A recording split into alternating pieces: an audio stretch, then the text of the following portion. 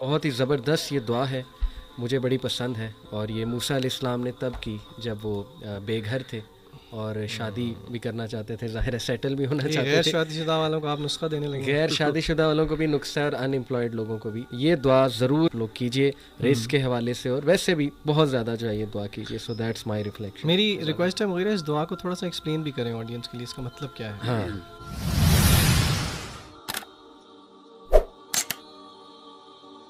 یہ قصہ تو موسیٰ علیہ السلام کا اور ان کی والدہ کا ہے، لیکن دیکھیں یہاں پہ ایک بہت گولڈن پرنسپل ہے جو کہ میں اور آپ سیکھ سکتے ہیں، جو کہ وہ ہمیں حدیث میں بھی ملتا ہے، اور وہ کیا ہے کہ اللہ رب العزت کی خاطر اگر کوئی شخص کوئی چیز سیکریفائز کرتا ہے، کوئی چھوڑتا ہے، تو اللہ کبھی بھی اس کو ضائع نہیں کرے گا. حدیث کے الفاظ ہیں، نبی کریم صلی اللہ علیہ وسلم فرمایا کہ verily you will never leave anything for the sake of Allah Almighty but Allah will replace it with something better for you. یہ کہنا آسان، آپ لوگوں کا سننا آسان، لیکن حقیقت بات یہ ہے کہ اصل میں اس پہ عمل کرنا جو ہے وہ مقصود ہے، اور یہ حقیقت بات ہے. جو اللہ تعالیٰ کی خاطر کوئی چیز سیکریفائز کر لے تو اللہ یقیناً ایک بہترین ریپلیسمنٹ دے گا، اور یہی بیسکلی اسپرٹ آف سیکریفائز ہے جو کہ ہمیں ان آیات میں ملتا ہے جو کہ موسیٰ علیہ السلام کی والدہ نے پیش کیا.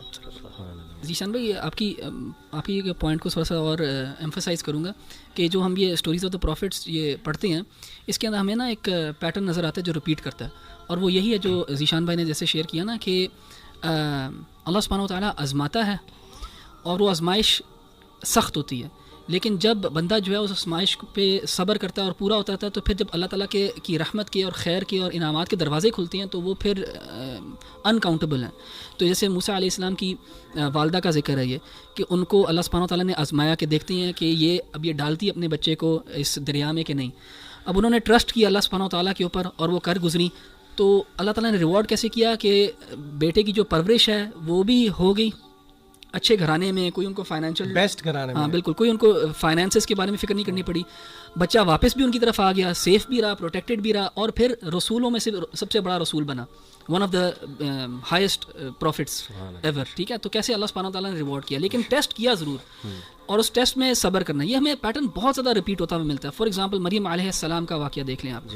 ان کی والدہ کا ہم نے واقعہ کا ذکر کیا تھا کہ ان کو اللہ سبحانہ تعالیٰ نے بیٹا نہیں دیا، بیٹی دی. انہوں نے اس ٹیسٹ کو صبر کیا، اس کے اوپر بیٹی کو ڈیڈیکیٹ کیا، تو اللہ سبحانہ تعالیٰ نے نہ صرف بیٹی مریم جیسی دی، لیکن اس کے بعد جو گرینڈ سن ہے وہ عیسیٰ علیہ السلام جیسے دیا.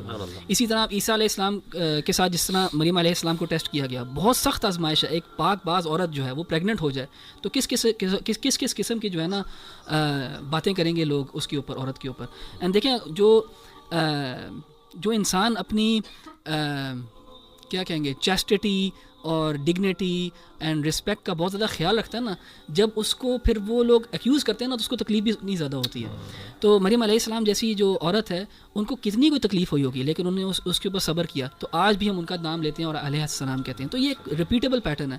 اسی لیے ہمارے بھی جو بھائی ہیں بہنیں ہیں جو دین کی طرف آتے ہیں، اللہ تعالیٰ ان کو آزماتا ہے. شروع میں ان کو مشکلات ہوتی ہیں، لوگوں کے تانے سننے پڑتے ہیں، چیزیں چھوڑنی پڑتی ہیں، یہ سب کے ساتھ ہوتا ہے. اگر وہ پیریڈ ٹائم گزار لیں، کاٹ لیں صبر کے ساتھ، تو پھر اللہ تعالیٰ اپنی رحمت کے دروازے بھی کھولتا ہے. یعنی اللہ تعالیٰ کا میکینزم ہے ٹیسٹ کرنے کے لیے کہ کون سنسیئر اپنے دعوے کے اندر، کون جو ہے لپ سروس نہیں دے رہا، کون واقعی میں ٹیسٹ کر کے دیکھوں کہ یار یہ واقعی میں یہ جو بات کر رہا ہے اس کے اوپر اترے گا بھی کہ نہیں. اینڈ جب انسان پروف کر کے دکھاتا ہے اللہ تعالیٰ کو، تو پھر اللہ تعالیٰ مایوس بالکل نہیں کرتا. ذیشان آپ نے جو کہی بات وہ میں ایڈ بس کرنا چاہوں گا ایک پوائنٹ کوئکلی، کہ دیکھیں اس میں ایک اور بڑی امپورٹنٹ چیز یہ ہے کہ اللہ سبحانہ و تعالیٰ گارنٹیز دے رہے ہیں ان کی مدر کو. ایک تو کمفرٹ کر رہے ہیں، لیکن ساتھ میں گارنٹی بھی ہے اور یہ بات بھی ہے کہ مجھے ٹرسٹ کرو اور میں تمہیں دوں گا. یعنی اس کو جب میں لوٹاؤں گا تو تمہاری آنکھیں بھی ٹھنڈی کروں گا. اور ڈیفینیٹلی جیسے آپ نے بھی کہا کہ ماشاءاللہ کس طرح سے ان کی پرورش ہوئی اور اللہ ٹیک کیئر آف ہم ان دا بیسٹ مینر. تو دیکھیں اللہ کی کئی گارنٹیز جو ہیں وہ قرآن مجید میں موجود ہیں. وَمَن يَتَّقِ اللَّهَ يَجْعَل لَهُ مَخْرَجًا. ہماری کمزوری صرف یہ ہے کہ ہمارا شاید ان گارنٹیز پہ اس طرح سے ایمان نہیں ہے جس طرح سے رسول اللہ اور صحابہ کا ہوتا تھا. تو یہ پوائنٹ. دوسرا بہت ہی زبردست یہ دعا ہے، مجھے بڑی پسند ہے، اور یہ موسیٰ علیہ السلام نے تب کی جب وہ بے گھر تھے اور شادی بھی کرنا چاہتے تھے، ظاہر ہے سیٹل بھی ہونا چاہتے تھے. غیر شادی شدہ والوں کو آپ نسخہ دینے لگے. غیر شادی شدہ والوں کو بھی نسخہ اور ان امپلائڈ لوگوں کو بھی. تو دعا ہے جی फ़क़ाल रब्बी इन्नी लिमा अंज़लता इलैया मिन खैरिन फ़क़ीर, वो बोला परवरदिगार जो खैर भी तू मुझ पर नाजिल कर दे मैं इसका मोहताज हूँ। अब इस दुआ के हवाले से 2-3 इंटरेस्टिंग पॉइंट्स ये हैं कि नंबर 1, ये मूसा अलैहिस्सलाम ने तब की when he did a good act. वो जो उनकी बेटियां थी शुएब अलैहिस्सलाम, उनकी बेटियां थी, उनके जानवरों को पानी पिलाया, उनकी मदद की अल्लाह के लिए, और देखें उसके बाद इस एक्ट को वास्ता बनाया और अल्लाह के सामने अपनी बेचारगी पेश की कि अल्लाह मैं तुझसे दुआ करता हूँ। और दूसरी बड़ी ज़बरदस्त बात इसमें यह है कि मूसा अलैहिस्सलाम ने खुद दुआ की, उनको नहीं कहा कि तुम मेरे लिए दुआ फरमा देना। देखिए अल्लाह को पसंद है, खुद क्यों नहीं दुआ करते? हम सबको कहते हैं जी मेरे लिए हिदायत की दुआ करें, मेरे लिए मूसा अलैहिस्सलाम की वो स्टेट थी, ना इनके पास कोई घर था, ना कोई काम काज था, बिल्कुल गैर इलाके में थे, और बिल्कुल उन्होंने उससे कोई रिटर्न भी नहीं लिया, रिटर्न भी कुछ नहीं लिया। और देखें इसके नतीजे में शादी भी हुई, उनको वहाँ रिहाइश भी मिली अल्हम्दुलिल्लाह, और एम्प्लॉयमेंट भी मिली। तो ये दुआ ज़रूर लोग कीजिए रिस्क के हवाले से, और वैसे भी बहुत ज़्यादा जो है ये दुआ कीजिए। So that's my reflection. मेरी रिक्वेस्ट है मुगीरा इस दुआ को थोड़ा सा एक्सप्लेन भी करें ऑडियंस के लिए, इसका मतलब क्या है? हाँ ठीक है, रज़ाकल्लाह, कि अल्लाह ताला जो भी आपने मेरे ऊपर नाजिल किया है मैं उसका खैर में से मैं उसका फ़कीर हूँ। इन अदर वर्ड्स जो भी अल्लाह की तरफ से ब्लेसिंग है वो चाहे यानी अल्लाह की तरफ से ब्लेसिंग्स के बारे में कभी भी इंसान को इंडिफरेंट नहीं होना चाहिए, या इंसान को अल्लाह से अपने आप को इंडिपेंडेंट नहीं करना चाहिए। यानी इन अदर वर्ड्स हम वो कह रहे हैं कि I am in dire need of any खैर दैट एनी खैर, बहुत जनरल और कॉम्प्रिहेंसिव नीड वाली फीलिंग जो कि तौहीद की जान है बेसिकली, कि हम समझें कि हम मुस्तगनी नहीं है बल्कि हम हर वक्त अल्लाह की फ़क्र की हालत में अल्लाह सुब्हानहू व तआला के सामने आना। अच्छा, इसमें ना हम क्योंकि स्टोरीज़ ऑफ द प्रॉफिट्स हैं इसमें इस पोर्शन ऑफ द कुरान के अंदर, तो मैं एक और पैटर्न शेयर करना चाहूँगा बड़ा इंपॉर्टेंट, और उसमें बड़ा एक इंपॉर्टेंट लेसन है, और मैं चाहूँगा कि हमारी जो ऑडियंस है इसके ऊपर गौर भी करे, इस पैटर्न के ऊपर जो बड़ा एक रिपीटेड पैटर्न है जो हम देखते हैं इन क़ससुल अंबिया यानी स्टोरीज़ ऑफ द प्रॉफिट्स में। देखिए फॉर एग्ज़ाम्पल अगर हम नूह अलैहिस्सलाम की स्टोरी देखें, उसमें नूह अलैहिस्सलाम दावत देते हैं, चंद लोग मुसलमान होते हैं, अल्लाह ताला का आज़ाब आता है, जो डिसबिलीवर्स हैं जो इनकार करते हैं वो ख़त्म कर दिए जाते हैं। पीछे कौन रहता है? नूह अलैहिस्सलाम रहते हैं, और उनके साथ जो बिलीवर्स हैं वो रहते हैं, और उन्हीं की फिर आगे जो है ना एक ट्रैजेक्टरी चलती है। लेकिन कुछ सालों बाद क्या होता है, शिर्क वापस आ जाता है, और फिर और अल्लाह सुब्हानहू व तआला जो है ना अंबिया भेजता है। इसी तरह ये पैटर्न रिपीट होता है।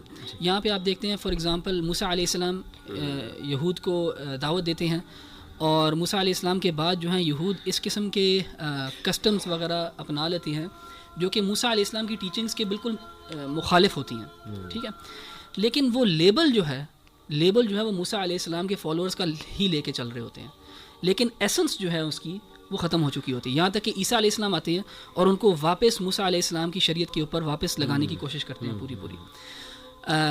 ईसा अलैहिस्सलाम के बाद जो हैं जो लोग ईसा अलैहिस्सलाम को कहते हैं कि हम ईसा अलैहिस्सलाम को फॉलो करते हैं, वो लेबल तो रखते हैं अपना क्रिश्चियन कि हम ईसा अलैहिस्सलाम को फॉलो कर रहे हैं, लेकिन क्या इन एसेंस वो फॉलो कर रहे हैं कि नहीं कर रहे? इसी तरह आप देखेंगे कि मुशरिकीन मक्का वो अपने आप को कहते थे कि हम दीन इब्राहीम के ऊपर हैं, तो वो लेबल तो लेके फिरते थे इब्राहीम के दीन को फॉलो करने का, लेकिन क्या अल्लाह ताला की नज़र में वो इब्राहीम के दीन को फॉलो कर रहे थे कि नहीं कर रहे थे? बिल्कुल भी नहीं कर रहे थे। यानी एक आपको जो पैटर्न नज़र आता है वो ये नज़र आता है कि होता ये है कि दीन के साथ फॉलोअर्स के साथ ये होता है कि वो लेबल स्टिक कर जाता है, लेबल मेंटेन रहता है, लेकिन एसेंस जो है वो बिल्कुल ज़ाया हो जाती है। और अल्लाह ताला जो है वो लेबल्स की परवाह नहीं करता बिल्कुल भी।